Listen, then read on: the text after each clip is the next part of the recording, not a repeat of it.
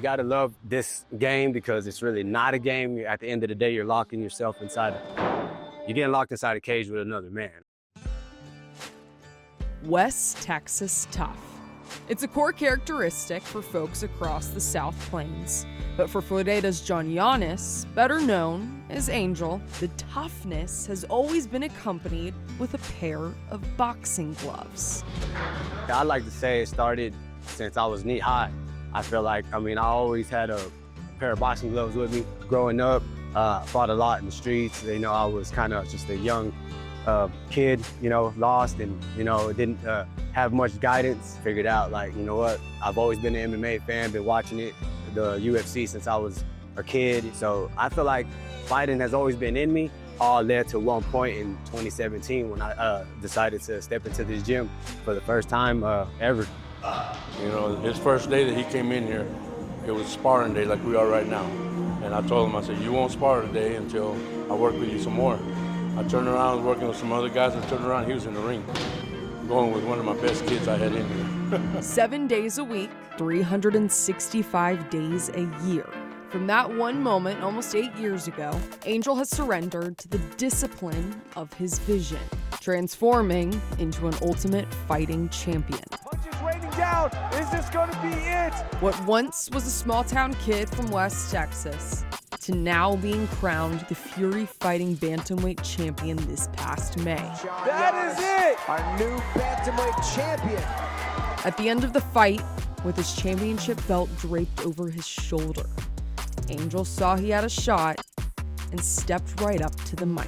Sean Shelby, Mick Maynard, give me my shot. Give me a chance to show the world exactly what I got. I'm always training. This is what I do. I don't do anything else besides work, and work some more here in the gym. So I found my purpose, and it's being inside that octagon and doing what I do best, and that's fight. I want to show the world that I can fight and give entertainment at the highest level, and that's exactly what I'm doing, and I'm not even finished yet.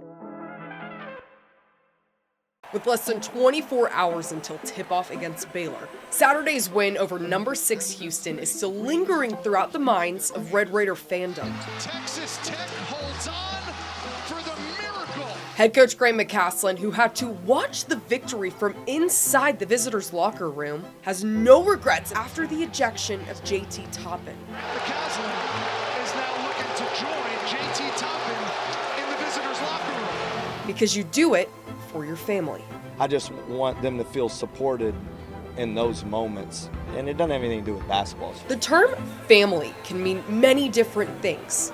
Your blood, your tribe. For McCasland, it's the single root of his success, starting with his wife and his 4 kids. I hope this helps guys understand what life is really about. My family, my wife and our kids and my parents, there is an unconditional love that I think you can step into this with full confidence because you have people that love you regardless of the result. Residing in a home with unconditional love will seep the attitude into other areas of your life. It affects how you speak, treat others, and for McCasland, how you construct a nationally recognized basketball program. This is more important than any basketball question that'll get asked. In life, if people love you regardless of how you perform, then you're going to perform better. That's the truth. And so how can you hold people accountable to the standard that is their absolute best, and how do they stay the best teammate even when you win? That to me is what being a parent, that's what being a coach is, and that's why I think it all fits together. While this Red Raider basketball team is not his flesh and blood, it has become a home away from home. So I don't want this to be confused, because this becomes a family, but it isn't a family, and I hope this helps guys understand what life is really about. So if McCasland has to get ejected for sticking up for another one of his players, his actions will be fueled by a home conditioning unconditional love. And that's what I hope our guys feel. And that's what I hope JT felt in that moment. That it's not the result of what other people determine your value. It's what we know in our heart, how we compete and how we love each other. So that's really an important aspect to being a part of this team. It's the fitness fad sweeping across the globe. It's 5:45 in the morning. Let's go run 12 miles. All right, we're ready to go. I'm ready. I'm hyped up. Because if you're not running, what are you doing? The running surge started to take off during the COVID-19 pandemic. One of the best things that we can do for COVID fatigue is get out and exercise. And now, according to Strava, one of the top social networks for tracking exercise, the nightclubs are out and the run clubs are in.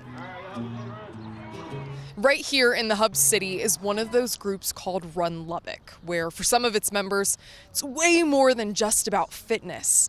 It's a way to lace back to their athletic roots. And I did soccer, cross country, track, and cheerleading. I played high school football in Tucson, Arizona, and I played college football at Hastings College. I played basketball and football. They come from different sports, but they all share one thing in common: a craving for that student-athlete discipline. I love the competitiveness of sports when I played sports in high school and college, but then continuing that even just with training with myself and keeping myself in shape. The discipline, you use the word, it really is the key for me.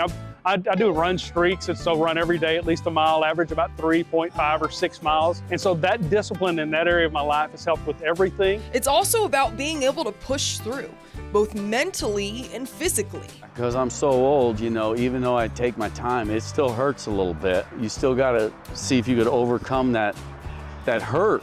You know, football wasn't easy. It's going to hurt a little bit, but that's the good part. If it didn't hurt, everybody would do it. And if you're someone eyeing a local club or your first race, their advice is wise beyond their miles ran. That's a great way to meet people because my husband's in the military, we move around a lot, and that's the first thing I go to is a running group. I mean, I have friends for years in different places around the states and in countries, and that's how we met. People ask me all the time, how do you do it? How do you just start? If you can only run a block, jog, walk, but just keep stretching it. And it's one of those things, if you'll change your mind instead of I hate this to, wait, not everybody can, and I get to do this. Everybody starts somewhere. I mean, I wasn't running anything and I did a ultra marathon. I mean, you can do what you want to do, but everybody has started somewhere. So whether you're searching for a community, a challenge, or even a reminiscence of athletic discipline, it only takes one step. In the road, it's always open. Reporting here from downtown Lubbock, Emily Wisniewski, KLBK Sports.